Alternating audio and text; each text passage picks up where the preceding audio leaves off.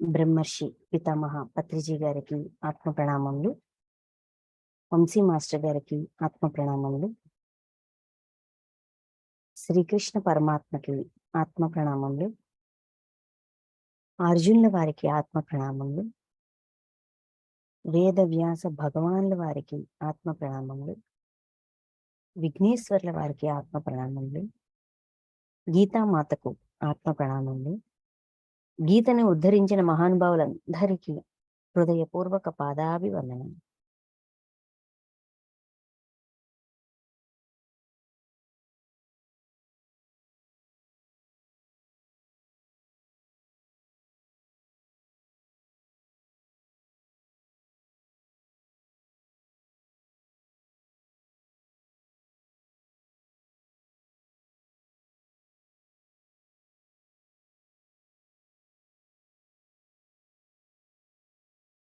Okay friends, మనం క్రిందటి వారం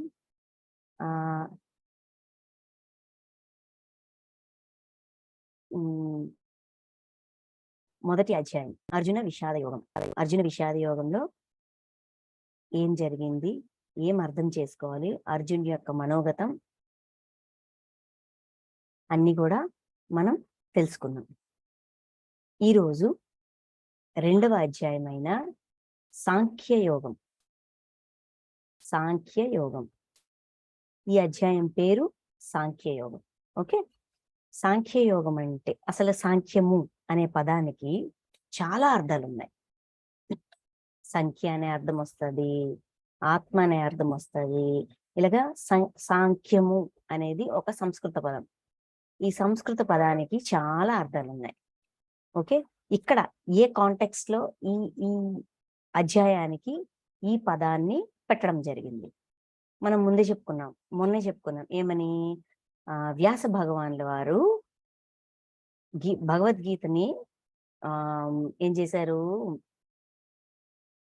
విభజించి శ్లోకాలకి తగ్గట్టుగా, అంటే అందులో ఉన్న శ్లోకాలలో ఉన్న జ్ఞానానికి తగ్గట్టుగా ఆ శ్లోకాలని విభజించి అధ్యాయాలుగా మనకి అందించారు. ఓకే, సో వాయిస్ వస్తుందా అండి? వినిపిస్తుందా? ఎవరికి వినిపించట్లేదా?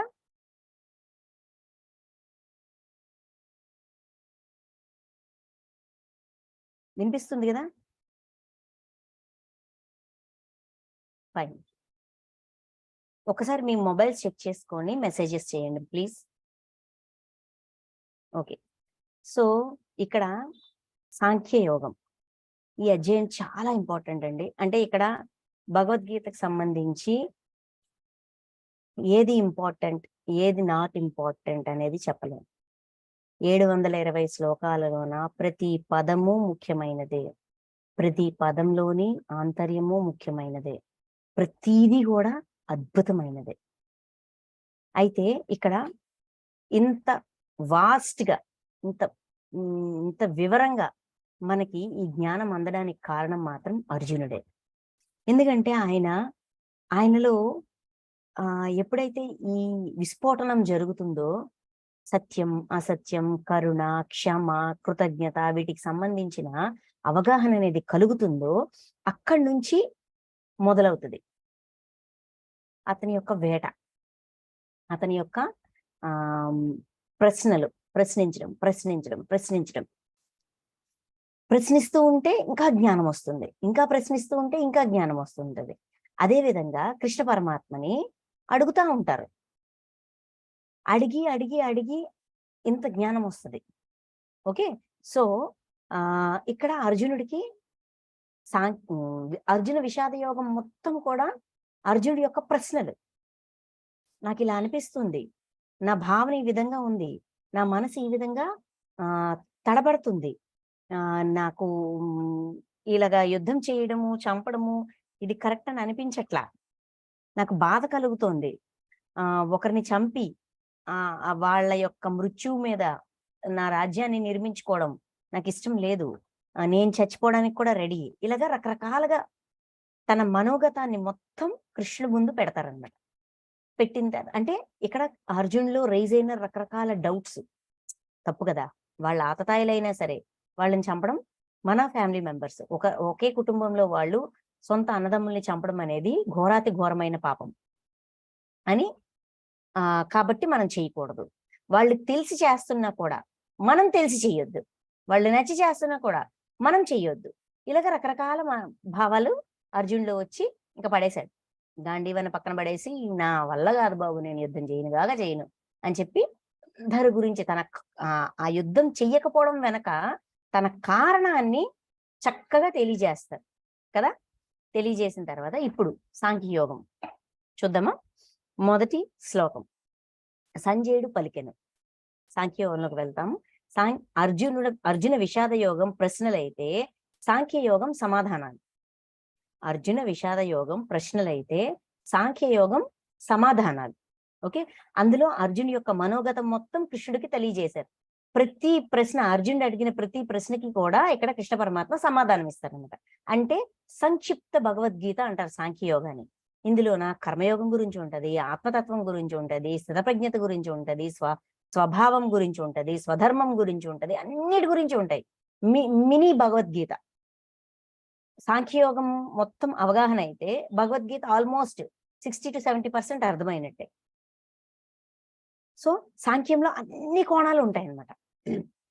ఇవన్నీ విన్నాక కూడా అర్జునుడికి ఇంకా లోతుగా తెలుసుకోవాలనే కుతూహలం కలుగుతుంది. తెలుసుకునే కొద్దీ తెలుసుకోవాలనిపిస్తుంది కదా, అలాగే కుతూహలం కలుగుతుంది. కుతూహలం కలిగి ఒక్కొక్క ప్రశ్న వేస్తుంటే ఒక్కొక్క అధ్యాయం వస్తుంటది. ఒక్కొక్క ప్రశ్న వేస్తుంటే దానికి సంబంధించిన నాలెడ్జ్ ని ఇంకా లోతుగా ఇంకా వివరంగా కృష్ణ పరమాత్మ చెప్తా ఉంటారు. ఓకే, సో ఇప్పుడు మనం అధ్యాయంలోకి వెళ్దాం. సంజయ్ వాచ. అందరి దగ్గర పీడిఎఫ్లు ఉన్నాయి కదా. మొదటి శ్లోకం చూడండి. సంజయుడు పలికెను ఈ విధముగా కరుణ. ఇక్కడ మనకి ఎవరు చెప్తున్నారండి గీత మొత్తం? ఈ యుద్ధంలో, యుద్ధ భూమిలో జరుగుతున్న ప్రతిదీ కూడా ఎవరు చూస్తున్నారు? హస్తినాపుర సింహాసనం దగ్గర కూర్చుని ఉన్న సంజయుడు చెప్తున్నారు. దుర్యోధనుడికి సంజయుడు చూసి చెప్తున్నారు. ఓకే, సో ఇక్కడ సంజయుడు, ఇప్పుడు మళ్ళీ మనకు సంజయుడు రీడైరెక్షన్ వచ్చింది అన్నమాట. మన సీసీటీవీ కెమెరా దగ్గరికి వచ్చాం. ఓకే, ఆయన చెప్తున్నారు ఏమని? ఈ విధముగా కరుణాపూరిత హృదయుడైన అర్జునుని కనులలో అశ్రువులు నిండి ఉండెను. అవి అతని వ్యాకుల పాటును శోకమును తెలుపుచుండెను. అట్టి అర్జునునితో శ్రీకృష్ణ భగవానుడు ఇట్లనెను. అర్జునుడి హృదయంలో కరుణ ఉద్భవించి ఇంక నేను చంపనుగాక చంపను అని నిర్ణయించుకొని హృదయంలో కరుణ ఉదయించి ఆ కరుణ హృదయంతో బాధపడుతూ విషాదం చెందుతూ అక్కడ ఆగిపోయారు. అలాగా ఆగిపోయిన అర్జునుడి వైపు కృష్ణ పరమాత్మ చూసి ఆయన ఈ విధంగా సమాధానం ఇస్తున్నారు.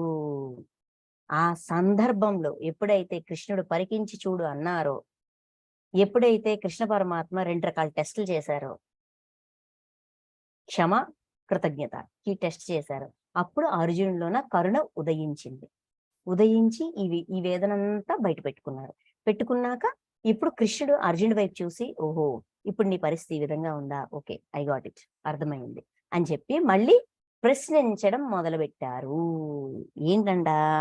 శ్రీ భగవాను ఉవాచ. ఇక్కడ ఉవాచ అంటే చెప్తున్నారు, భగవానుడు చెప్తున్నారు అంటే కృష్ణ పరమాత్మ అర్జునుడు అడిగిన ప్రశ్నలకి తిరిగి ఈయన కోణంలో ఈయన తిరిగి ప్రశ్నిస్తున్నారు. ఏమంటున్నారు చూడండి ఇక్కడ. 2వ శ్లోకం, 2, 3 ఈ రెండు శ్లోకాలు కలిపి చూద్దాం. 2 శ్లోకాలు కలిపి చూస్తే అర్థమవుతుంది. ఓకే, 2, 3 కలిపి చూద్దాం. శ్రీ భగవానుడు ఇట్లనెను, ఓ అర్జున, తగని సమయంలో ఈ మోహం నీకు ఎట్లు దాపురించినది? ఇది శ్రేష్ఠులతే ఆచరింపబడినదియు కాదు, స్వర్గమును ఇచ్చినదియు కాదు, కీర్తిని కలిగించినదియు కాదు. కావున ఓ అర్జున, పిరికితనమునకు లోను కావద్దు, నీకిది ఉచితము కాదు. ఓ పరంతప, తుచ్చమైన ఈ హృదయ దౌర్బల్యమును వీడి యుద్ధమునకై నడుము బిగింపుము. ఎన్ని పాయింట్లు ఉన్నాయి చూడండి ఇక్కడ. 1, తగని సమయంలో ఈ మోహం ఎందుకు వచ్చింది? 2, ఇది శ్రేష్ఠులతే ఆచరింపబడినదియు కాదు, స్వర్గమును ఇచ్చినదియు కాదు, కీర్తిని కలిగించినదియు కాదు. పిరికితనమునకు లోను కావద్దు, నీకిది ఉచితము కాదు. తుచ్చమైన ఈ హృదయ దౌర్బల్యము వీడి యుద్ధమునకై నడుము బిగించుము. సో ఇక్కడ ఏం చెప్తున్నారు కృష్ణ పరమాత్మ?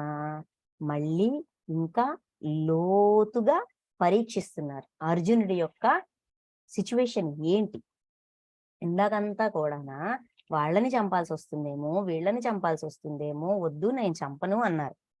ఇలా అంటూ అంటూ నేను చచ్చిపోయినా పర్వాలేదు, నేను నాశనం అయిపోయినా పర్వాలేదు, నేను ఏమైపోయినా పర్వాలేదు, కానీ నేను చంపను అంటున్నారు. తగని సమయంలో అంటే ఏ సమయంలో ఏం చెయ్యాలో ఆ సమయంలో అది చెయ్యాలి.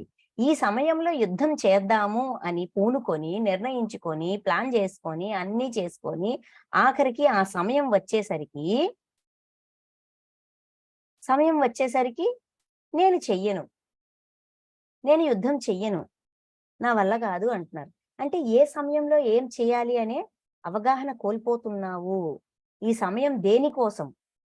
ఇక్కడ ఇంతమంది వచ్చి దేనికి నిల్చున్నారు? తెలియకుండా వచ్చారా? కాదు కదా! అనుకునే వచ్చారు కదా! తెలుసుకునే వచ్చారు కదా! మరి ఇంకేమి?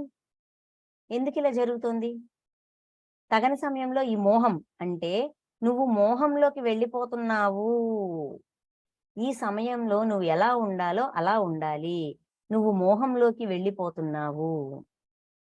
ఆ కారణంగా నువ్వు తెలుసుకోలేకపోతున్నావు అని నచ్చజెప్తున్నారు. నచ్చజెప్తూ ఇలాగా ఈ ఆలోచన వలన అంటే యుద్ధం చేయకుండా, బాణం పక్కన పడేసి, వాళ్ళు చంపితే చంపనివ్వని అని అనడం వీరత్వం అనుకుంటున్నావా?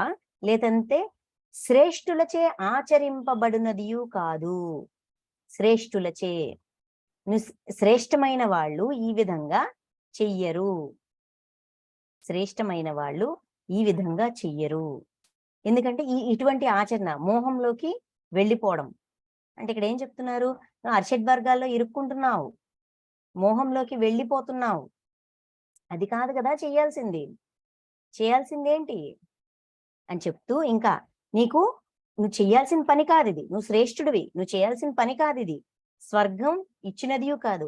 ఇలాగా యుద్ధాన్ని ఆపేసి యుద్ధం చెయ్యకుండా, యుద్ధ భూమిలోకి వచ్చి యుద్ధం చేయకుండా, యుద్ధం ఆపేసి వాళ్ళ చేతిలో మరణిస్తే మాత్రం నువ్వు స్వర్గానికి వెళ్ళిపోతావు అనుకుంటున్నావా? వాళ్ళని చంపితే నరకానికి ఏంటిది సృష్టి అనంతం వరకు, కాలం ఉన్నంత వరకు నరకంలో ఉండాల్సి వస్తుంది అన్నావు. చంపకుండా బాణాలు పక్కన పడేసి వాళ్ళ చేతుల్లో చనిపోతే స్వర్గానికి వెళ్ళిపోతాను అనుకుంటున్నావా? అది జరగదు. ఇంకా కీర్తి కలిగించినదియు కాదు. నీకు గౌరవ మర్యాదలు కూడా రావు. ఇంతమంది కోసం ఆలోచించి అర్జునుడు వదిలేశాడు, యుద్ధం వదిలేశాడు అని అనరు. కీర్తి కూడా రాదు. ఇంకా చూడండి, పిరికితనంకు లోను కావద్దు. దీన్ని పిరికితనంతో పోలుస్తున్నారు. తగని సమయంలో చెయ్యాల్సింది ఏ సమయంలో ఏం చేయాలో అది చెయ్యాలి. చేయకపోవడాన్ని పిరికితనము అంటారు. అంటే అర్జునుడు ఇక్కడ ఇన్ఫీరియారిటీ ఫీల్ అవుతున్నారు. ఏమని? గతంలో మోహం ఉంది, ఆ మోహం ఇంకా ఉంది.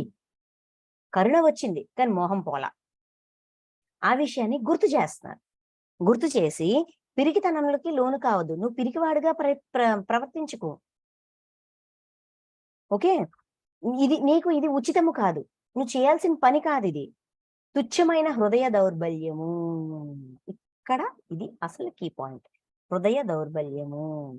హృదయానికి దౌర్బల్యం వచ్చింది, హృదయం వీక్నెస్ లోకి వెళ్ళిపోయింది. నువ్వు వీక్నెస్ ఫీల్ అవుతున్నావు.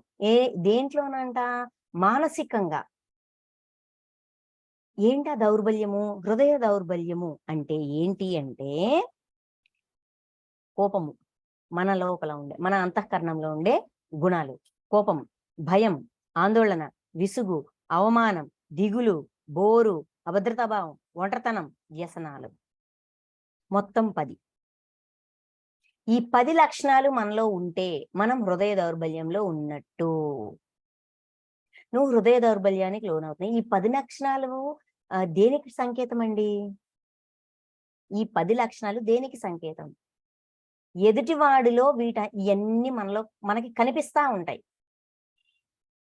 ఎదుటివాడి వైపు వేళ్లు చూపించడానికి కారణాలైన గుణాలు ఇవన్నిన్నా. హృదయ దౌర్బల్యం అంటే వీడి వల్ల కోపం వచ్చింది, వీడి వల్ల భయం వచ్చింది, వీడి వల్ల ఆందోళన వచ్చింది, వాడి వల్ల విసుగొచ్చింది, వీడి నన్ను అవమానించాడు, వీడి వల్ల దిగులొచ్చింది, వాడి వల్ల బోర్ వచ్చింది, వాడి వల్ల అభద్రతాభావం వచ్చింది, వీడేదో చేస్తాడని అభద్రతాభావం వచ్చింది, ఒంటరితనం వచ్చింది, వ్యసనాలకు లోనయ్యాను, భార్య సరిగ్గా లేదు, జాబ్ సరిగ్గా లేదు, ఉద్యోగం సరిగ్గా లేదు, బాస్ సరిగ్గా లేదు, కో వర్కర్ సరిగ్గా లేరు, అందుకే తాగుడుకి లోనైపోయాను, ఇరుక్కుపోయాను. అంటే మనలో జరిగే ప్రతి దానికి కూడా ఎవడో ఒకడు కారణం. హృదయ దౌర్బల్యం, ఎదుటివాణ్ణి తప్పు పట్టడం, దానికి కారణాలు. హృదయ దౌర్బల్యంలో ఉన్నావు, వాడి వలన వీడి వలన జరుగుతోంది అనుకుంటున్నావు. ఏంటంట, ఆ దుర్యోధనుడు ఎలాగైనా ఉన్ని, నాకు సంబంధం లేదు, నేను యుద్ధం చేయను. ఇంకా నెక్స్ట్ పాయింట్ చూద్దాం, చూడండి, ఇంకా క్లారిటీ వస్తుంది. ఓకే, హృదయ దౌర్బల్యానికి లోనై అంటే ఎప్పుడైతే ఈ హృదయ దౌర్బల్యం నుంచి ఎలా బయటపడతాం. ఇప్పుడు హృదయ దౌర్బల్యం అంటే ఏంటో తెలుసుకున్నాం. ఏంటది? ఒక్క నిమిషం.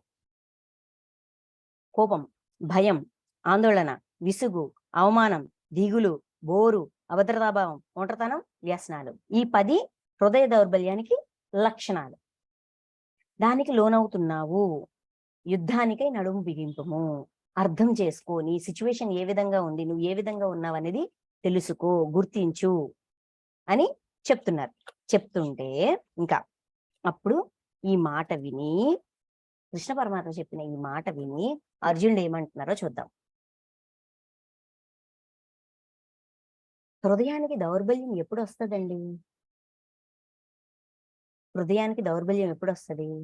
ఎప్పుడైతే నా వాస్తవానికి నేను సృష్టికర్తని కాదు, ఎదుటివాడు సృష్టికర్త అనే ఆలోచన వస్తుందో అప్పుడే హృదయ దౌర్బల్యం వస్తుంది. ఎప్పుడైతే నా వాస్తవానికి నేనే సృష్టికర్త, ఎదుటివాడు కాదు అని వేలు అట్నుంచి ఇటువైపు తిప్పుతామో హృదయ దౌర్బల్యం ఏంటి అనేది అర్థమవుతుంది, కారణం తెలుస్తుంది. మనలో ఉన్న ఆ కారణం అనేది మనం తెలుసుకోగలుగుతాం. ఎప్పుడైతే కారణం తెలుస్తుందో దాని నుంచి బయటపడే ప్రయత్నం చేస్తాం. ఇక్కడ ఉన్న కీ పాయింట్ అది. ఎందుకంటే ప్రతిసారి బేసిక్గా అంటే ఈ భౌతిక జీవితంలో ఏం జరిగినా కూడా, చిన్న విషయం జరిగినా కూడా వాడి వల్ల టక్కన వస్తుంది. అవునా కాదా?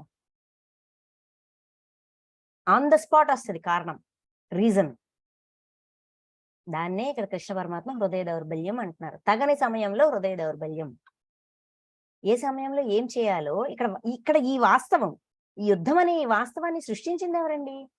అందరూ కలిపే కదా సృష్టించుకున్నారు. అర్జునుడు ఒక్కడే సృష్టించాడా? ఎవరి ప్రయత్నం వాళ్ళు చేశారు. యుద్ధం జరగకుండా ఉండాలి, శాంతియుతంగా జరిగిపోవాలని ఆఖరికి 5 ఊర్లతో సరిపెట్టుకుంటామని కూడా అడిగారు. కానీ అక్కడ అంగీకరించాల్సిన వాళ్ళు అంగీకరించి ఉంటే ఈ బాధ లేకపోయింది కదా. అయితే ఈ వాస్తవం కారణాలు ఏమైనా కానీ ఇక్కడ వాస్తవం తయారయ్యింది అంటే అక్కడ ఆ ధర్మక్షేత్రమైన కురుక్షేత్రంలో ఆ భూమి మీద నిలబడ్డ ప్రతి ఒక్కడు కూడా ఆ వాస్తవానికి కారణమా కాదా? అందరూ కారణమే కదా. అయితే మనం ఒక్కలం కాదు, లేదంటే వాళ్ళ మాత్రమే కాదు, వాళ్ళు మనము కలిపి ఈ వాస్తవం సృష్టించబడింది. ఆ వాస్తవాన్ని అంగీకరించగలగాలి. ఇక్కడ ఈ వాస్తవం మన వల్ల సృష్టింపబడింది, అందులో మన పాత్ర ఉంది. మనం మాత్రమే కారణం కాదు, మనము కూడా ఒక కారణం, ఎదుటివాడు కూడా ఒక కారణం. అందరం కలిపితేనే ఈ వాస్తవం సృష్టించబడింది అనేది ఎప్పుడైతే అర్థం చేసుకుంటామో హృదయ దౌర్బల్యంలో ఉన్న గుణం ఏంటి, ఈ 10 పాయింట్స్ లో ఏ పాయింట్ వలన ఈ వాస్తవం క్రియేట్ అయింది, నాలో ఉన్న పాయింట్ ఏంటి అనేది వెతుక్కుంటాం. నెక్స్ట్ చూద్దాం. అర్జును ఉవాచ. అర్జునుడు చెప్తున్నారు చూడండి, ఇక్కడ కృష్ణ పరమాత్మ చెప్పిన ఆ 2 సెంటెన్స్ 2, 3 ఈ 2 శ్లోకాలు విని అర్జునుడు ఇంకా ఇంకా లోతుగా ఆలోచిస్తున్నారు. ఎలా అంటే చూద్దాం, శ్లోకాలు చూద్దాం. 4, 5, 6, 7, 8 ఈ 5 శ్లోకాలు, 4 నుంచి 8 ఈ 5 శ్లోకాలు కూడా అర్జున ఉవాచ, అర్జునుడి యొక్క మనోగతం, సమాధానం. కృష్ణ పరమాత్మ అడిగిన ఆ ప్రశ్నకి అర్జునుడి యొక్క సమాధానం చూద్దాం. అర్జునుడు పలికాడు. ముందు 5 శ్లోకాలు చదువుకుందాం, తర్వాత ఒకటి ఒకటి విశ్లేషించుకుందాం. ఓకే. ఓ మధుసూదన, పూజ్యులైన భీష్మ పితామహుని, ద్రోణాచార్యులను యుద్ధమున ఎదిరించి బాణములతో ఎట్లు పోరాడగలను? ఏలననా ఓ అరిసూధన, ఈ ఇరువురును నాకు పూజ్యులు. మహానుభావులైన ఈ గురుజనులను చంపకుండా బిచ్చమెత్తుకును కొని అయినను ఈ లోకమున జీవించుట నాకు శ్రేయస్కరమే. ఏలననా ఈ గురుజనులను చంపినను రక్తసిక్తములైన రాజ్య సంపదలను భోగములను మాత్రమే నేను అనుభవించవలసి ఉండును గదా. ఈ యుద్ధము చేయుట శ్రేష్టమా లేక చేయకుండుట శ్రేష్టమా అనునది ఎరుంగము. యుద్ధమున వారిని మనము జయింతుమా లేక మనలునను వారు జయింతురా అను విషయము కూడా ఎరుంగము. మనకు ఆత్మీయులైన ధాత్తరాష్ట్రులే ఇచ్చట మనలను ఎదిరించి పోరాడుటకు నిలిచియున్నారు. వారిని చంపి జీవించుటకును మనము ఇష్టపడము.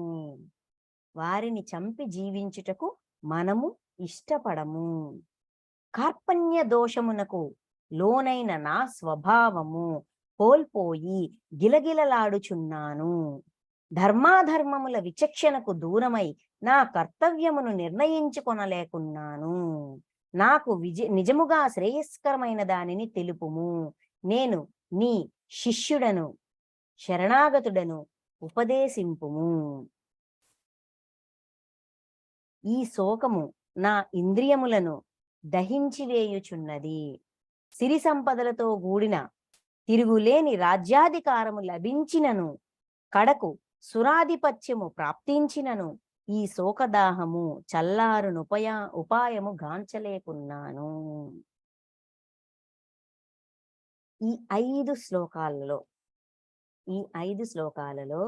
అర్జునుడు ఏం చెప్తున్నారు? తన బాధని వెళ్ళగక్కుతున్నారు, తన విషాదాన్ని. మీరు ఎన్నైనా చెప్పండి, నేను పిరికివాడిని అయిపోయాను, హృదయ దౌర్బల్యానికి లోనయ్యాను, ఎదుటివాడి వాస్తవానికి నేనే సృష్టికర్తననే భావనలో ఉన్నాను. ఇప్పుడు అర్జునుడు ఏంటి, నా వాస్తవానికి నేను సృష్టికర్త అనేది ఒప్పుకుంటున్నారు. అంతేకాకుండా ఎదుటివాడి వాస్తవానికి కూడా నేనే సృష్టికర్తని, అంతలో అయిపోయారన్నమాట.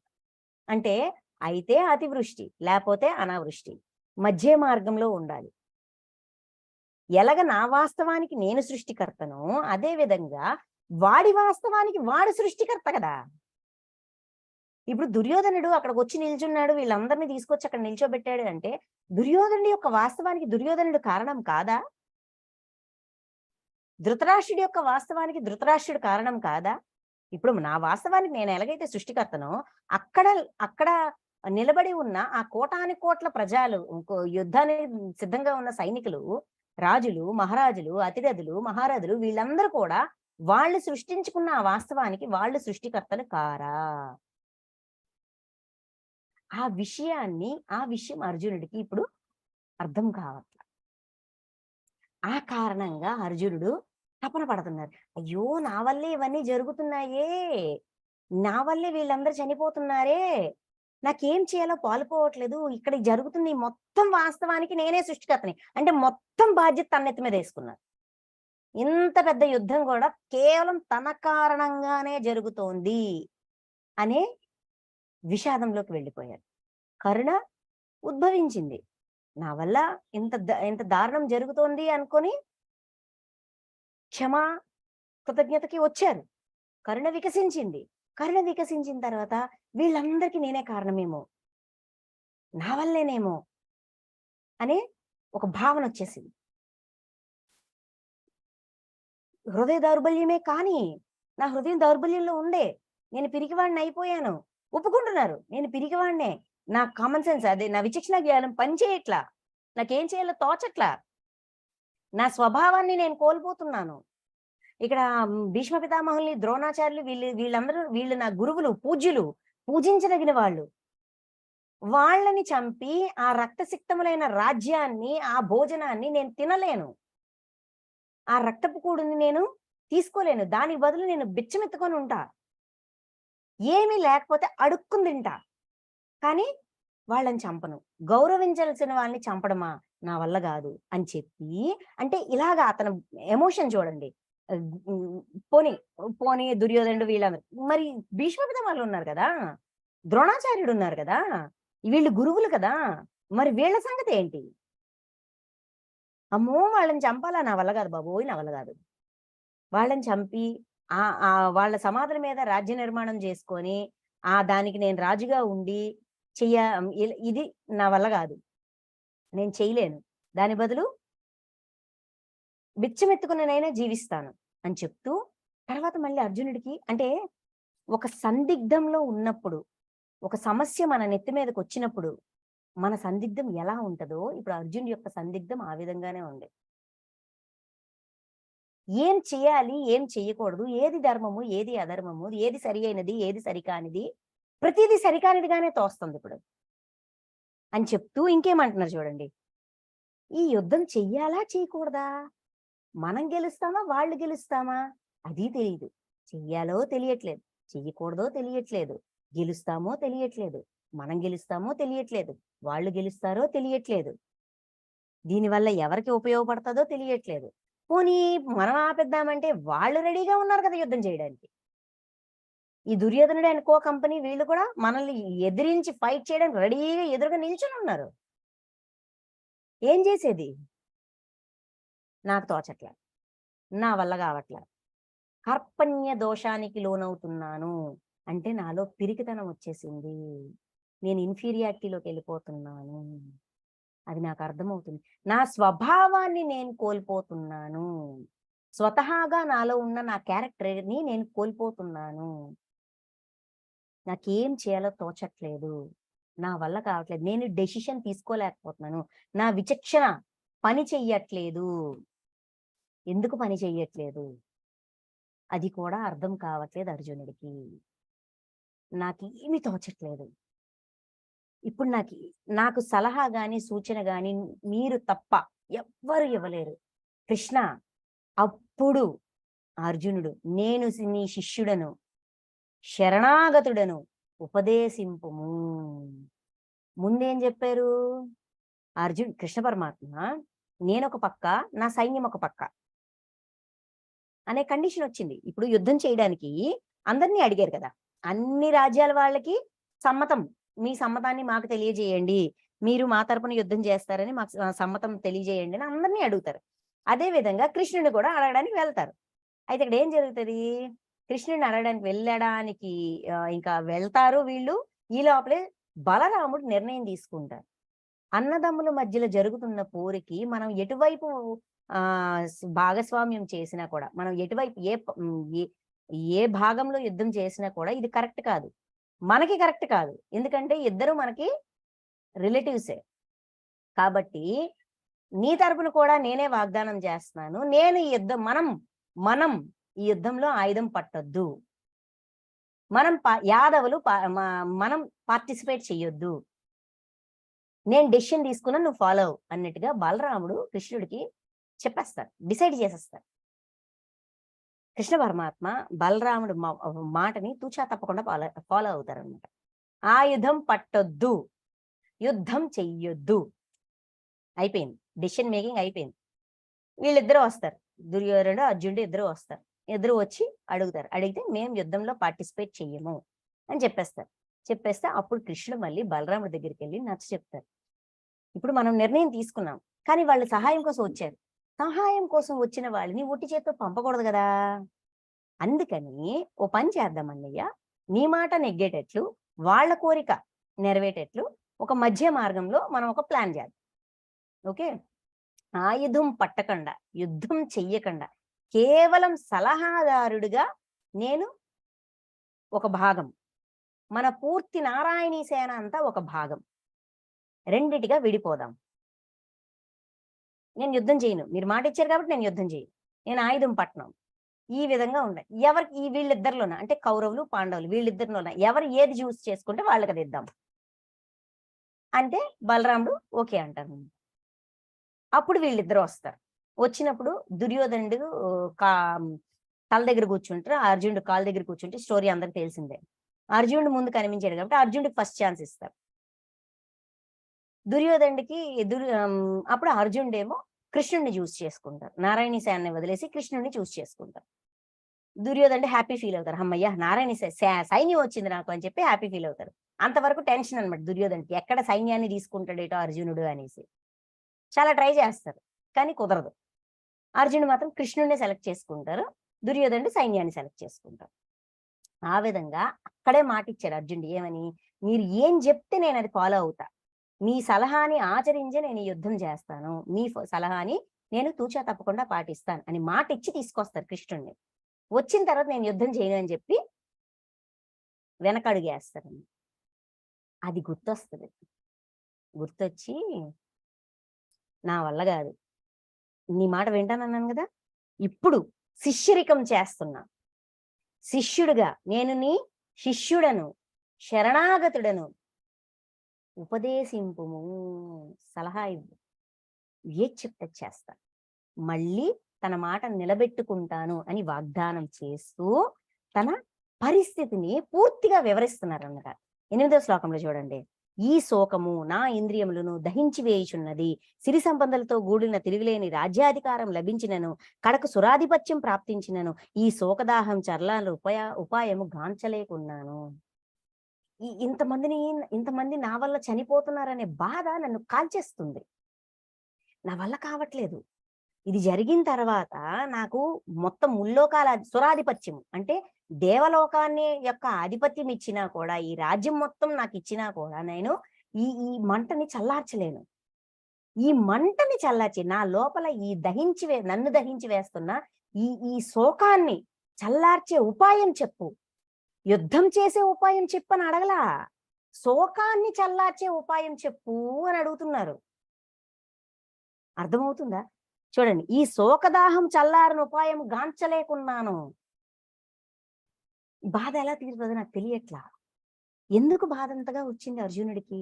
ఎందుకంటే ఇక్కడ యుద్ధంలో ఇదే జరుగుతాది అని ఫిక్స్ అయిపోయారు. ఫలితాన్ని ముందే అంచనా వేసేశారు. ఇలానే జరిగిద్ది, ఫలితాన్ని ముందే అంచనా వేసేశారు. ఆ ఫలితం ఇలా జరుగుతుంది కాబట్టి నాకు ఆ ఫలితం వద్దు. ఈ సంఘటన, ఈ 5 శ్లోకాల నుంచి మన జీవితానికి ఏం నేర్చుకోవాలి, ఇది ఎలా మన జీవితానికి అన్వయించుకోవాలి? మన ఫ్యామిలీలోన, ఉద్యోగంలోన, వ్యాపారంలోన, ఒక వ్యాపారస్తుడు ఫర్ ఎగ్జాంపుల్, ముందు వ్యాపారమే తీసుకుందాం. ఎందుకంటే ఈరోజు స్త్రీ పురుష భేదం లేదు, ప్రతి ఒక్కరు గడిస్తున్నారు. వ్యాపారంలోన చిన్న చితకా వ్యాపారాలు, చిన్న ఆన్లైన్ బిజినెస్లు ఇవి అవి పెడతాం. పెట్టిన తర్వాత పెట్టక ముందే ఈ రోజు నేను ఇంత ఇన్వెస్ట్మెంట్ బ్యాంక్ నుంచో లేకపోతే ఇంకోళ్ళ దగ్గర నుంచో నగల కుదవా పెట్టో ఏదో పెట్టి డబ్బులు తెచ్చాను, నాకు నెలకి ఇంత వడ్డీ పడిపోతుంది, నాకు 3 నెలల్లోన మొత్తం రిటర్న్స్ వచ్చేయాల. నేను పెట్టిన రోజు నుంచి నా వ్యాపారం అద్భుతంగా 3 పువ్వులు 6 కాయలుగా అయిపోయి నాకు లాభాలు వచ్చేసి నా లోన్లు తీర్చేసి తిరిగి 10 రూపాయలకి 100 రూపాయలు వచ్చేయాలి ఆదాయం మిగులు. ఇక్కడ ఆదాయం అంటే ఏంటి? ఖర్చులు, పెట్టుబడి అన్ని పోను మిగిలిందే ఆదాయం, అంతే కదా. సో ఆదాయం రూపాయికి 10 రూపాయలు రావాలి. ఇటువంటి అంచనాలతో, ఎస్టిమేషన్తో, ఇటువంటి ఫలితం రావాలి అని ఫిక్స్ చేసి దిగుతాం. అది రావచ్చు, రాకపోవచ్చు. ఫ్యూచర్ మన చేతిలో లేదు కదా. ఎలా ఫిక్స్ అవుతాం? ఒక బిజినెస్ చేసేటప్పుడు లేదంటే ఒక పని చేసేటప్పుడు ప్లానింగ్ అవసరం. పని చేయకముందు ప్లానింగ్ అనేది అవసరం. అంచనా వేసుకోవడం. ఏమని? ఓకే, ఇలా చేస్తే ఇలాగా ఈ ఐటమ్కి ఇంత కాస్ట్ పెట్టచ్చు, ఎందుకంటే మనం పెట్టుబడి, ట్రాన్స్పోర్ట్ అన్ని పోను, ఒక ఈ బిజినెస్ రన్ చేయడానికి, మెయింటైన్ చేయడానికి ఆ లాభం కూడా పడితే కదా మళ్ళీ మెయింటైన్ చేయగలం, మళ్ళీ మదుపులు పెట్టి రా మెటీరియల్ మంచి చెడ్డ తెప్పించగలం, స్టాక్ అది తెప్పించగలం. సో ఇలా అంచనా వేస్తాం. అంచనా వేయడం వరకు కరెక్టే, కానీ అంచనా వేసిన మరుక్షణం నుంచి ఫలితాన్ని ఫిక్స్ చేసేస్తాం. ఇంత రావాల్సిందే, ఇంత రాకపోతే ఇంక అయిపోయి. మరి ఇంకా మనం బిజినెస్ కాదు కదా, మరుసటి రోజు నెక్స్ట్ సూర్యోదయం చూడడానికి కూడా రెడీగా ఉండం. ఆ కారణంగా ఫలితాన్ని పని చెయ్యక ముందే, ఇక్కడ యుద్ధం జరిగిపోయిందా, చచ్చిపోయారా అందరూ, రేపేం జరుగుతుందో మనకు ఎలా తెలుస్తుంది? అంచనా వేసేశారు, ఒక ఫలితం ఫిక్స్ చేసేశారు. ఆ ఫలితం ఇలా జరగకూడదు, ఇలా అయితే నేను భరించలేను, అది జరిగింది. అదే విధంగా మనం కూడా ఉన్నాం.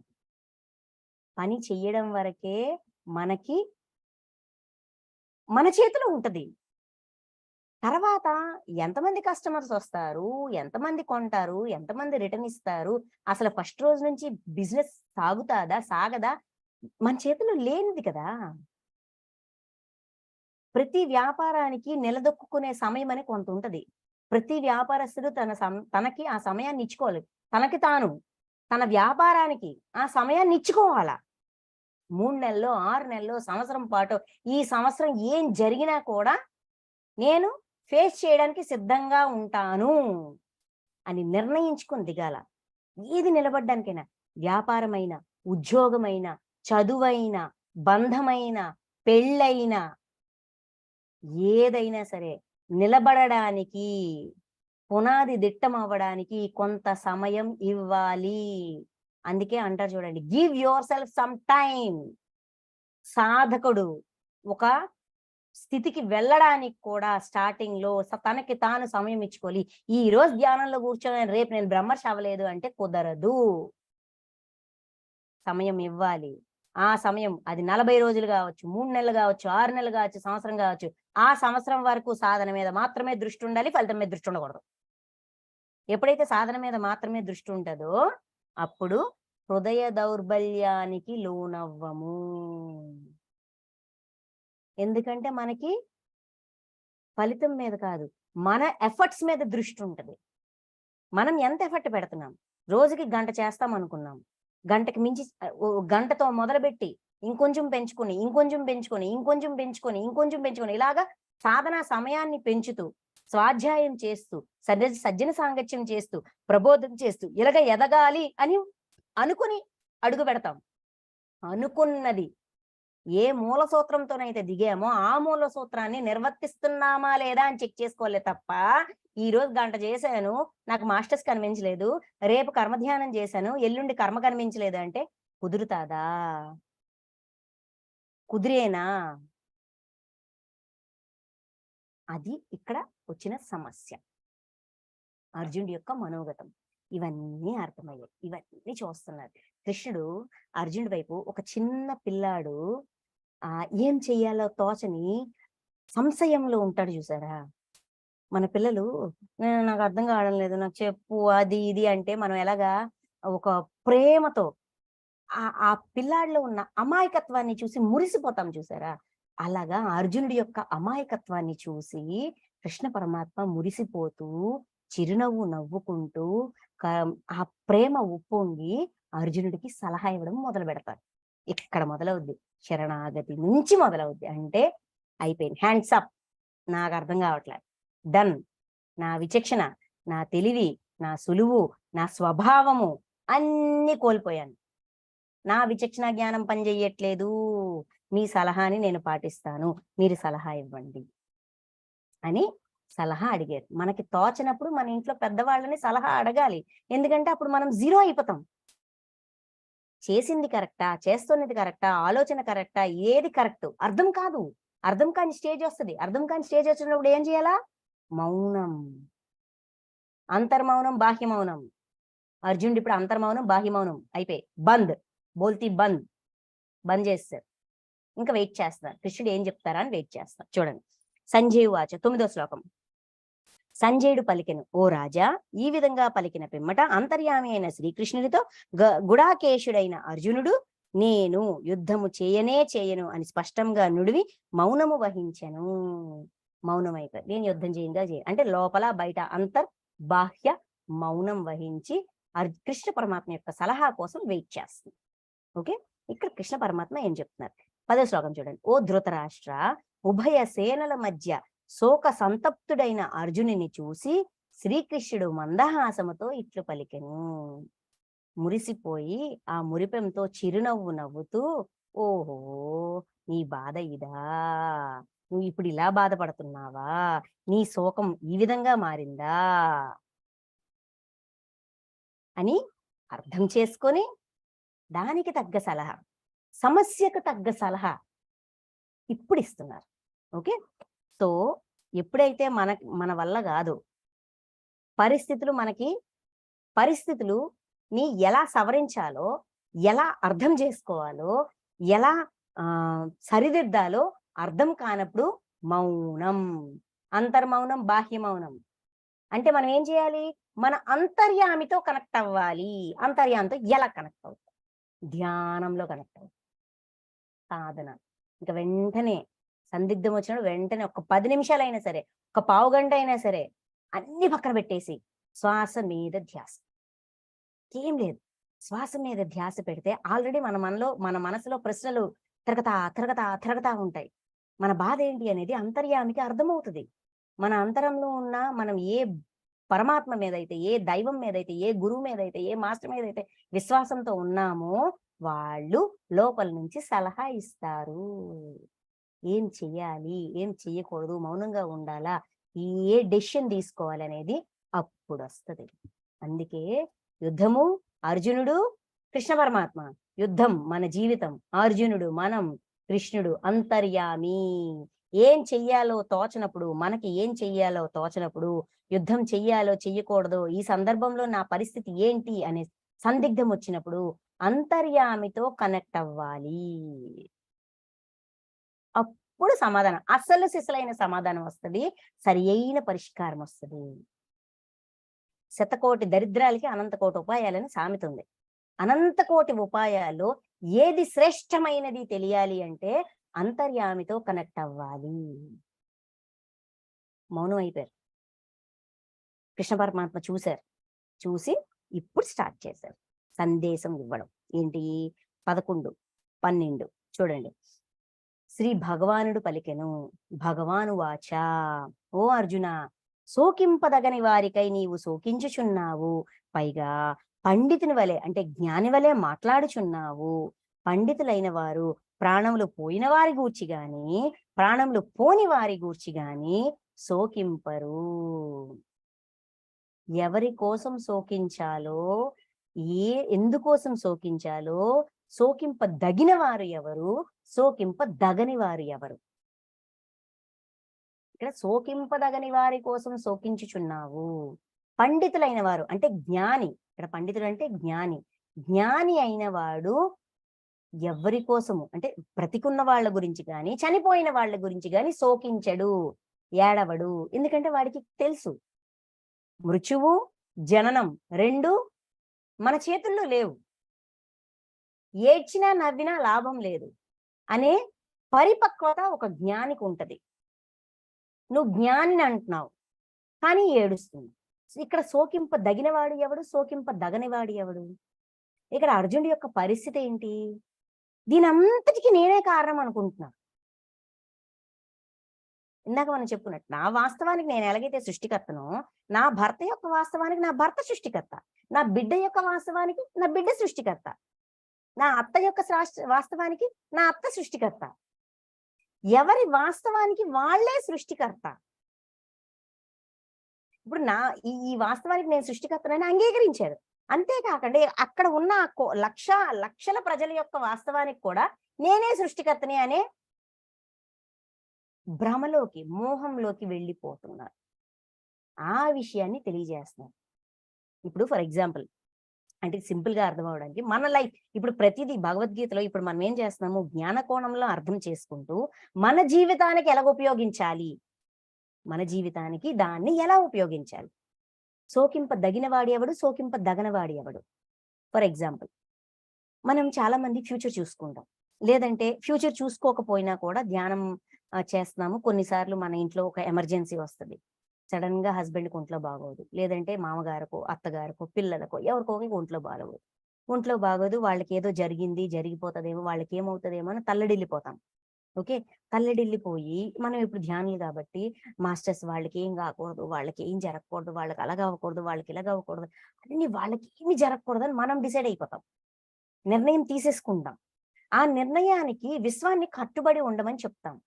కానీ ఒక విషయం మనం తెలుసుకోవాలి, వాళ్ళు ఆ పరిస్థితిని ఆ విధంగా లెర్నింగ్ గా మార్చుకోవడానికి తెచ్చుకున్నారు. అంటే వాళ్ళ వాస్తవానికి వాళ్ళు సృష్టికర్త. అయితే వాళ్ళ వల్ల మనకి బాధ వస్తుంది. ఇంట్లో ఏ ఒక్కరికి ఒంట్లో బాగలేకపోయినా ఏ ఒక్కరికి ఇంటి సిచ్యువేషన్ మొత్తం మారిపోతుంది కదా. అంటే ఏంటి, అతని యొక్క అనారోగ్యం నుంచి నాకు పెయిన్ వస్తుంది. ఇప్పుడు నా పెయిన్ కారణం ఏంటి అనేది నేను చూసుకోవాలా. నా పెయిన్‌కి కారణం ఏంటి అనేది నేను చెక్ చేసుకొని, నా కర్మని నేను చూసుకొని, నేను క్లియర్ చేసుకున్నప్పుడు, ఆ వ్యక్తి వల్ల ఇంటి వాతావరణం, ఇంట్లోన ఈ డిస్టర్బెన్స్ వచ్చింది గదా! అది కనీసం దాన్ని సరిదిద్దడానికైనా మనలో ఒక సమర్థత వస్తది. మనం బ్యాలెన్స్‌డ్‌గా ఉంటే కదా! మనం ఇంకోళ్ళకి నచ్చజెప్పగలం. ఇప్పుడు వాళ్ళు ఏడుస్తున్నారని మనం ఏడ్చుకొని కూర్చున్నామే అనుకోండి. ఏమైనా ఉపయోగం ఉందా? ఉందా? మనం నిలబడితేనే వాళ్ళని నిలబెట్టగలం. మనం నిలబడాలంటే మన బాధకు కారణం ఏంటో మనం చెక్ చేసుకోవాలి. సోకింపదగినవాడు, సోకింపదగనివాడు చుట్టూ ఉన్నవాళ్ళు. ఎందుకంటే వాడి వాస్తవానికి వాడి సృష్టికర్త.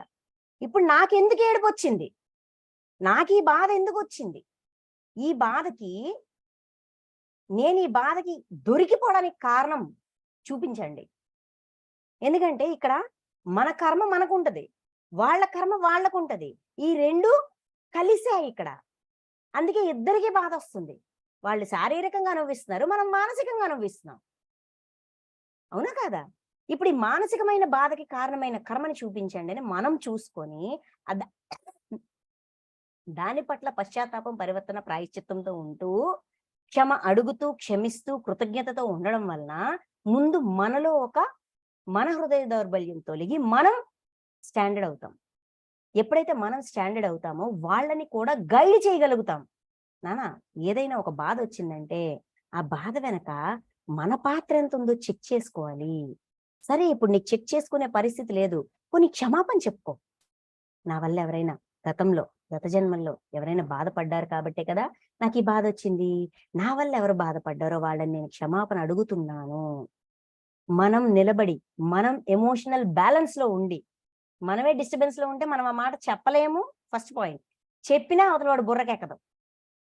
అర్థం కాదు. ఎందుకంటే మన భావన సరిగ్గా లేదు కదా! మన భావన సరిగ్గా ఉండి మనం చెప్తేనే వాళ్ళకర్థమవుతది. సో, ముందు మనల్ని మనం నిలదొక్కుకోవాలి. నిలబెట్టుకోవాలి. నిలబెట్టుకొని ఈ సత్యాన్ని సమస్య ఉన్నప్పుడే జ్ఞానం అందించాలి. జ్ఞానంతో పరిష్కారం అందించాలి. సోకింపదగనివాడు, సోకింపదగినవాడు. ఎప్పుడైతే చెప్తామో మనం స్టాండర్డ్ అయ్యి, మనం సత్యాన్ని తెలుసుకొని, అదే సత్యాన్ని ఎదుటి వాళ్ళకి, మన కుటుంబ సభ్యులకి చెప్పి, మెల్లగా వాళ్ళని గైడ్ చేస్తూ, వాళ్ళ బాధ నుంచి కూడా వాళ్ళు బయటకొచ్చేటట్టుగా, వాళ్ళలో క్షమాతత్వాన్ని వాళ్ళు డెవలప్ చేసుకునేటట్టుగా మనం గైడ్ చేసే అవకాశం ఉంటది. మనల్ని మనం ఉద్ధరించుకోవడానికి సోకింపదగిన వాళ్ళు మనము, సోకింపదగని వాళ్ళు మన చుట్టూ ఉన్నవాళ్ళు. అంటే ఈ ఈ ఈ సమస్య ఈ సమస్య రావడానికి ఎ ఎవడి పాత్ర వాడు పోషించాడంతే. ఎవడి పాత్ర ఏంటో తెలుసుకోవాల. తెలుసుకొని ఎవరి మట్టుకు వాళ్ళు తెలుసుకోవాల. అందరి పాత్ర మనం పోషించలేము. అందరి కర్మలు మనం తీసుకోలేము. ఎవడి లెర్నింగ్ వాడే. ఎవడి డిజైన్ వాడిదే. ఎవడి పాత్ర వాడిదే. ఎవరి ఉద్ధరణ వాడే జేసుకోవాలి. గైడెన్స్ ఇస్తారు. మాస్టర్స్ గైడెన్స్ ఇస్తారు. మనం మన వాళ్ళకి గైడెన్స్ ఇవ్వాలి. ఇంత లోతైన పాయింట్ ఉందిక్కడ. 11 శ్లోకం. నెక్స్ట్ ఇంకొక 5 మినిట్స్. నీవు గాని, నేను గాని, ఈ రాజులు గాని ఉండని కాలమే లేదు. ఇక్కడ సోకింపదగినవాడు, సోకింపదగనివాడు. ఫస్ట్ పాయింట్ చెప్పారు. సెకండ్ పాయింట్ కాలం, కాలాతీతం. నీవు గాని, నేను గాని, ఈ రాజులు గాని లేని కాలమే లేదు. ఇక ముందు కూడా మనం ఉండము అను మాటయే లేదు. అన్ని కాలములలోనూ మనం ఉన్నాము. ఆత్మ శాశ్వతము. అది అన్ని కాలముల యందును ఉండును. శరీరముతో అది నశించునది కాదు. ఇక్కడ కాలం యొక్క మహత్యం గురించి సారెప్పుడు అంటారు చూడండి. ముస్తఫా, ముస్తఫా కాలం నీ నేస్తం ముస్తఫా. నువ్వు లేవనుకుంటున్నావా? నువ్వు వెళ్ళిపోతాననుకుంటున్నావా? నీ వల్ల వీళ్ళు వెళ్ళిపోతారనుకుంటున్నావా? వీళ్ళు అశాశ్వతం అనుకుంటున్నావా? అయ్యో! కాదు నాయనా! అందరూ శాశ్వతమైన వాళ్ళే. శరీరం అశాశ్వతము. మనము నిన్న ఉన్నాం, మొన్న ఉన్నాం, ఈరోజు ఉంటాం, రేపు ఉంటాం. అంటే గత జన్మలనేవి ఉన్నాయి. ఈ జన్మ ఉంది. తర్వాత రాబోయే జన్మలున్నాయి. ఎందుకు అంటే నువ్వు శరీరానివి కాదు నాయన. నువ్వు ఆత్మవి. ఆత్మ శాశ్వతం. శాశ్వత తత్వాన్ని గురించి చెప్పడం మొదలుపెట్టారు. సాంఖ్యము అంటే ఆత్మ.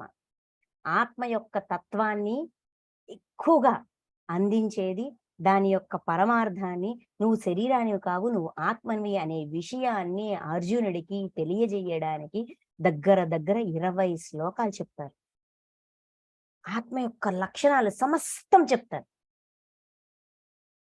ఇక్కడి నుంచి మొదలవుద్ది. 12 నుంచి 30వ శ్లోకం వరకు 19 శ్లోకాలు ఆత్మతత్వం గురించి పూర్తి వివరణ, డీప్‌గా, లోతుగా వివరణ. నువ్వు ఆత్మవయ్యా, నీవు గాని, నేను గాని, ఈ రాజులు గాని లేని కాలమే లేదు. తర్వాత ఇక ముందు కూడా మనం ఉండము అను మాటయే లేదు. మళ్ళీ ఇప్పుడు వెళ్ళిపోతే మళ్ళీ రామనుకుంటున్నావా? నిన్నున్నాం అంటే ఈ శరీరం తీసుకోకముందు కాలంలో మన జన్మ అనేది ఒకటి ఉంది. ఇప్పుడు ఈ జన్మ, తర్వాత నెక్స్ట్ జన్మ. అంటే భూతకాలం భూతకాలము, వర్తమాన కాలము, భవిష్యత్ కాలం, అన్ని కాలాలలో కూడా మనము ఉన్నాము. ఈ రాజులున్నారు, ఆ దుర్యోధనుడున్నాడు, ఆ భీష్ముడున్నాడు, ఆ ధృతరాష్ట్రుడున్నాడు, ఆ ద్రోణాచార్యుడున్నాడు, ఇటు ధర్మరాజు ఉన్నాడు, భీమసేనుడున్నాడు, నకుల సహదేవులు ఉన్నారు, అందరూ ఉన్నారు. గతంలో ఉన్నారు, వర్తమానంలో ఉన్నారు, భవిష్యత్తులో కూడా ఉంటారు. కాబట్టి బాధపడకు, సోకింపకు, వేదనలోకి వెళ్ళిపోకు, ఇన్ఫీరియారిటీలోకి వెళ్ళిపోకు, సత్యం తెలుసుకో. సత్యం ఏంటి అనేది నేను చెప్తా, విను, అర్థం చేసుకో. అయితే సుపీరియారిటీ లేకపోతే ఇన్ఫీరియారిటీ, మధ్య మార్గంలో ఎలా ఉండాలి?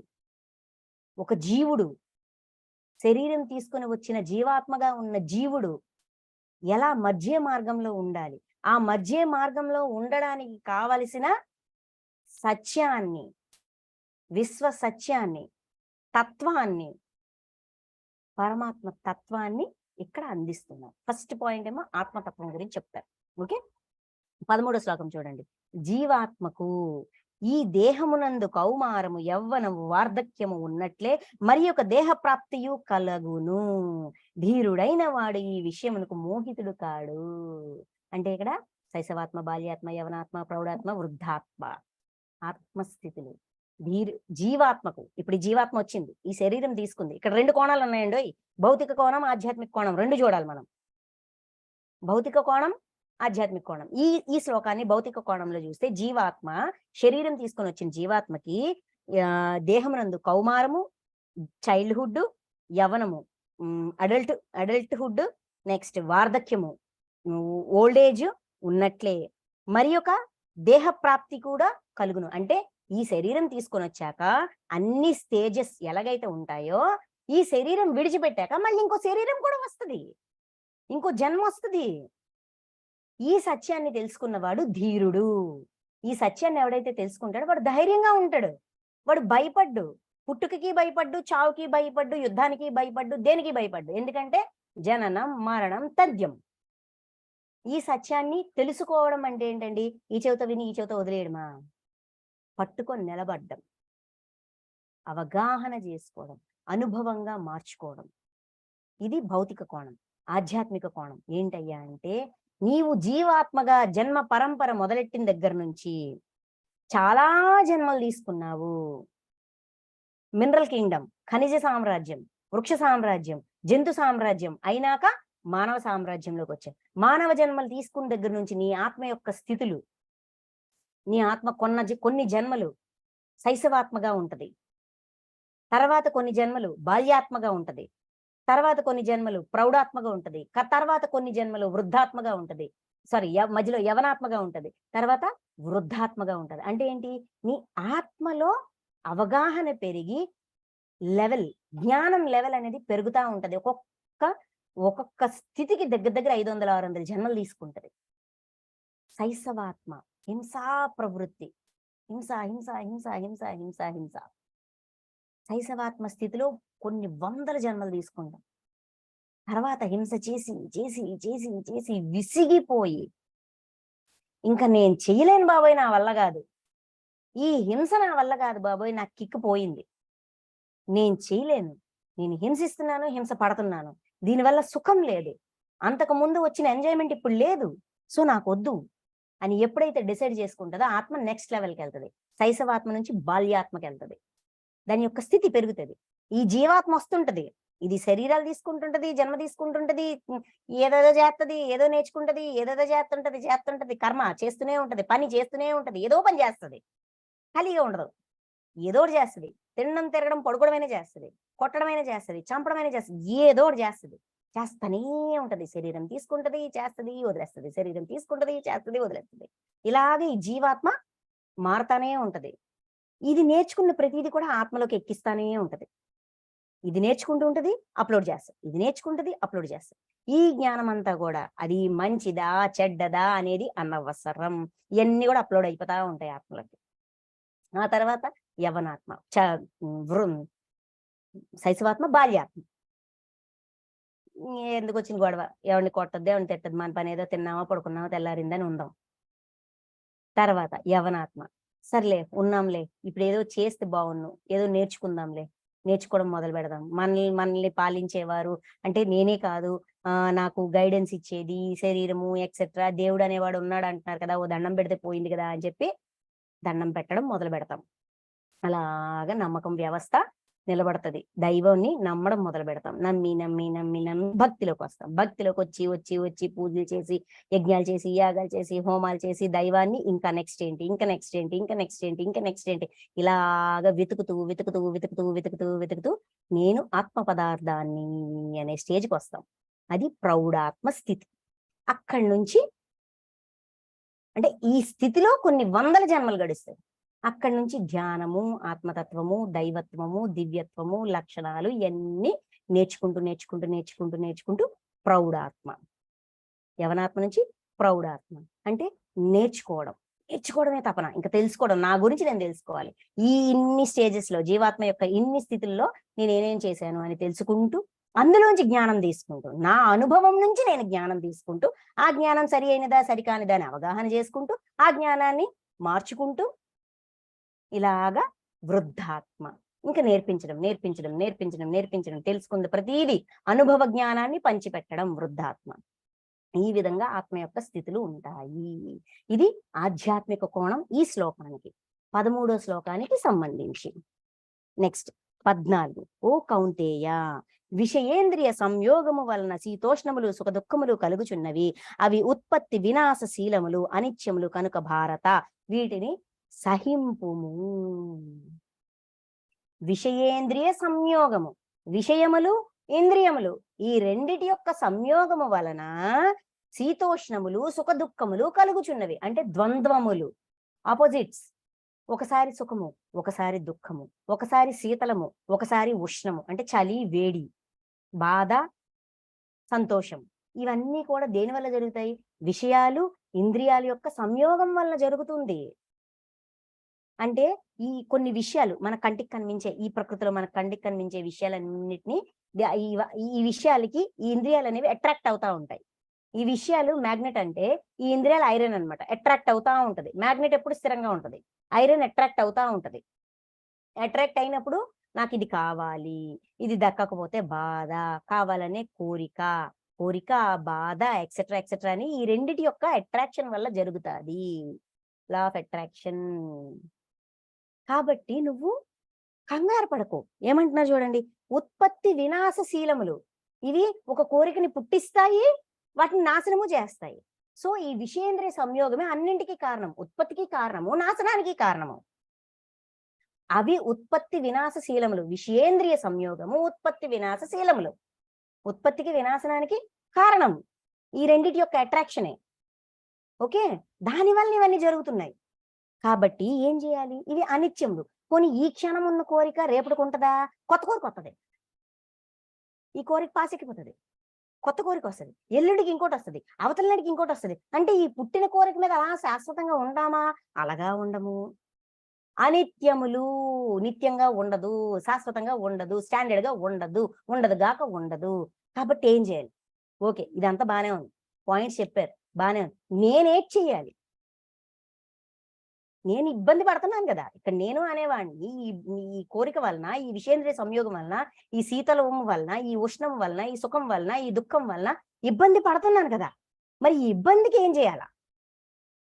నా ఇబ్బందిని నేనేం చేయాలా? ఏం చేయాలా? సహించు. సహించవయ్యా. ఎందుకంటే అది శాశ్వతం కాదు గదా! గంట క్రితం ఉన్న భావన గంట తర్వాత ఉండదు. గంట ఆగు నీ భావన మారిపోద్ది. రోజాగు నీ కోరిక చచ్చిపోద్ది. కొత్త కోరికొస్తది. సహింపవయ్యా. ఇంత సింపుల్‌గా తీసి పడేసారు. వాటిని సహింపుము. ఓర్చుకో. Accept as it is condition.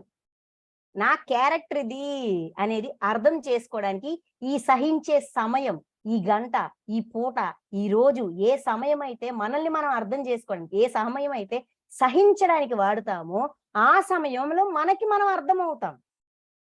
ఓహో! అది చూస్తే కోరిక కలిగిందా? ఆ కోరిక వల్ల నేను వేడెక్కిపోతున్నానా? ఆ కోరిక తీరలేదని బాధలోకెళ్ళిపోయానా? అదా జరిగింది అని విశ్లేషణ. మనకి మనం మనల్ని మనం విశ్లేషించుకుంటాము సహించే ఆ సమయంలో. అందుకని సహించవయ్యా చెప్పేసి వదిలేసారు. ఓర్చుకో. సమయం, సమయం నీ నేస్తం. ఆ క్షణం గడవని, తర్వాత క్షణం కూడా గడవని, ఒక గంట గడవని అర్థమవుద్ది. ఆ ఉద్ధృతి ఉండదు. ఆ క్షణంలో ఉన్న ఉద్ధృతి గంట పోయిన తర్వాత ఉండదు. ట్రై చెయ్యి. సహించు. వెయిట్ చెయ్యి.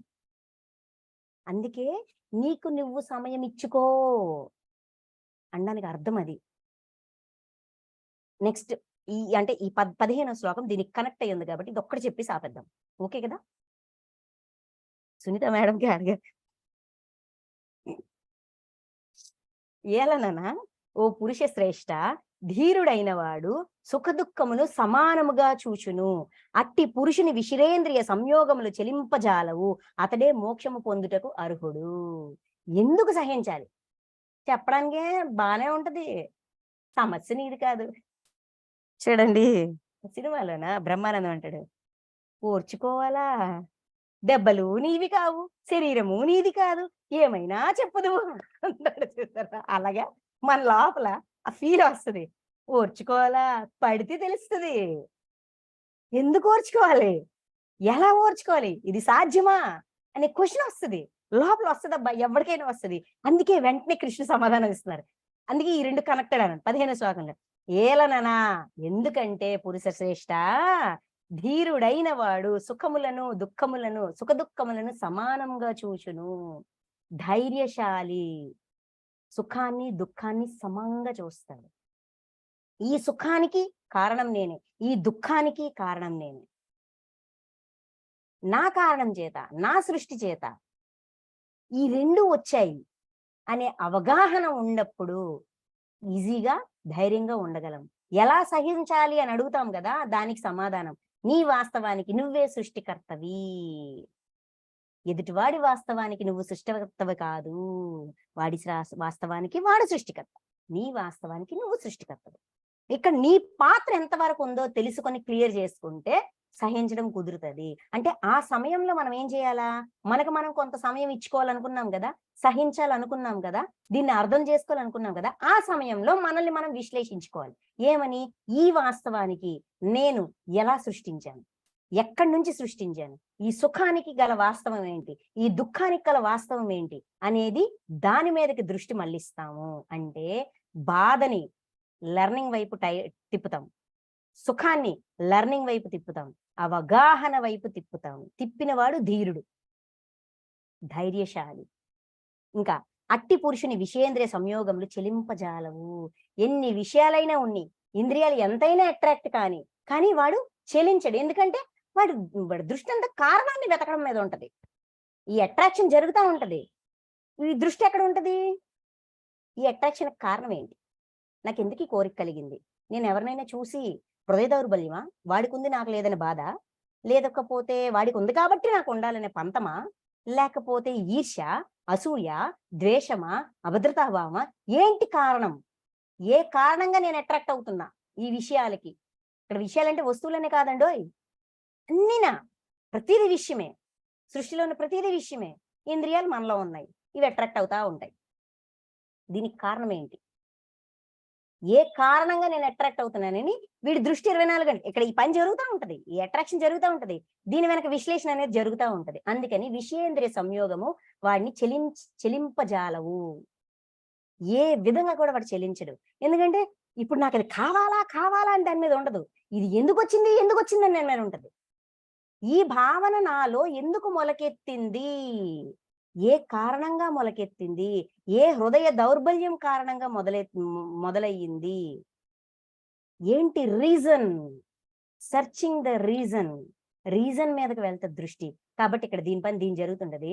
దాని పని అక్కడ జరుగుతూ ఉంటది. కాబట్టి చెల్లించడు. అతడే మోక్షము పొందుటకు అర్హుడు. ఈ విధంగా ఎప్పుడైతే ప్రతి సిచ్యువేషన్ వెనకున్న నా వాస్తవం ఏమిటి అనే సెర్చింగ్ లో ఉన్నవాడు మోక్షానికి అర్హుడు. ఎందుకంటే తన కారణం తను వెతుక్కుంటాడు. ఇది చెప్తున్నారు. ఇంకా ఉంది 30వ శ్లోకం వరకు మొత్తం ఆత్మతత్వం. ఒక జీవాత్మ, జీవుడుగా వచ్చిన ఈ జీవాత్మ ఏ విధంగా ఉంటే సేఫ్ గా ఉంటది. Safe zone. తను బాధపడదు, ఎదుటివాడిని బాధ పెట్టదు. తన వాస్తవానికి తానే సృష్టికర్త అనేది అర్థం చేసుకొని దాన్ని ఎలా క్లియర్ చేసుకోవాలో దాని మీదే దృష్టి పెడతాది. సో ఈ విధంగా మనల్ని మనం హృదయ దౌర్బల్యం నుంచి బయటికి తీసుకురావచ్చు. ఇంకా ఉంది. ఇక్కడ సమయం లేదు కాబట్టి ఈరోజు మనం ఇక్కడ ఆపుతున్నాం. రేపు కంటిన్యూ చేద్దాం. Okay friends, thank you so much.